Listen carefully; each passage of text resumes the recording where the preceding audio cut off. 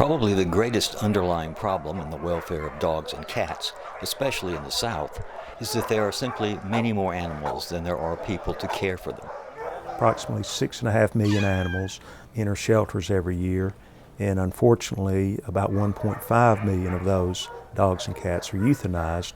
The areas that shelter intake is the greatest is almost always the area that household income is the lowest. Mark Nelson is the director of the Alabama Spay-Neuter Clinic in Birmingham, one of several such nonprofit operations in the state designed to provide only that service and in high volume at low cost. So we have 3 full-time veterinarians. Right now we're averaging probably between 65 to 90 patients per day. So we have a standard of care that we follow for performing high volume spay-neuter surgery. It's more efficient, so we're able to do more volume in a single day. The best way to prevent unwanted litters is spay and neuter. A big problem with that is what's known as access to care, trying to meet everyone from every socioeconomic level and making veterinary care and veterinary medicine affordable to them. Our most expensive surgery is a female dog spay. They take the longest typically. That is $100, and a male cat neuter is the easiest spay, is $50. Even at our reduced rates, some people are just not able to afford to have their pet spayed or neutered. In those cases, we have grant money, we have donations. We do all we possibly can to make sure that people can have their pet spay neutered. If people understood how big the problem was and how many healthy, adoptable, loving pets were being euthanized in shelters around the country every year, I think there would be more urgency. I don't know if it's an education issue in Alabama, but we still have a problem with overpopulation here. We are making strides, but we still have a long way to go. In addition to individual pet owners, low-cost spay-neuter clinics also provide that service to shelters that neuter animals as a prerequisite for adoption, and to other grassroots groups concerned with overpopulation. And now it's kind of pretty much a wait-and-see type situation. We may have to back over there and see if he'll go in the trap. Lisa Folsom volunteers for one of a number of so-called trap-neuter release groups in Alabama attempting to reduce the feral cat population. Often with human assistance, wild cat colonies can remain self-sufficient, so supporting them while limiting their reproduction can be the best solution that does not add to the population of shelters until we deal with the longer-term solution to the problem.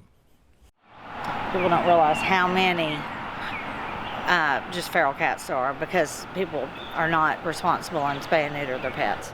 Let me connect you with our adoption counselor. Okay, so if you're interested in adopting an animal.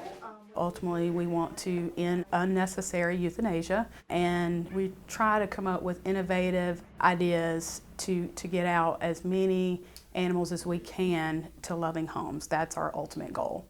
Since the start of Tuscaloosa's trap-neuter release effort, the cat euthanasia rate at the Metro shelter there has dropped by 90%. And the shelter is one of many around the state and the region that has also embraced new thinking about an old problem.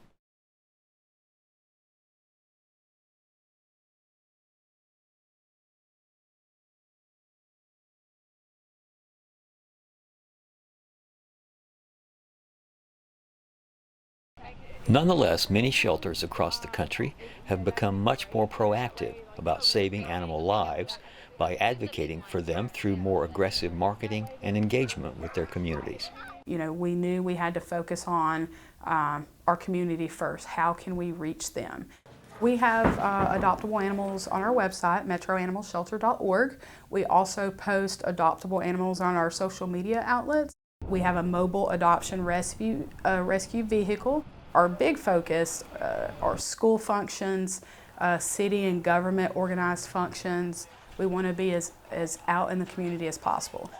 Happy Hour is also another wonderful program. Its primary function is to get the animals out of the shelter for a little while, and then the volunteer themselves may fall in love with the animal. We have both a foster to adopt program as well as a general adoption. We focus on an open adoption program.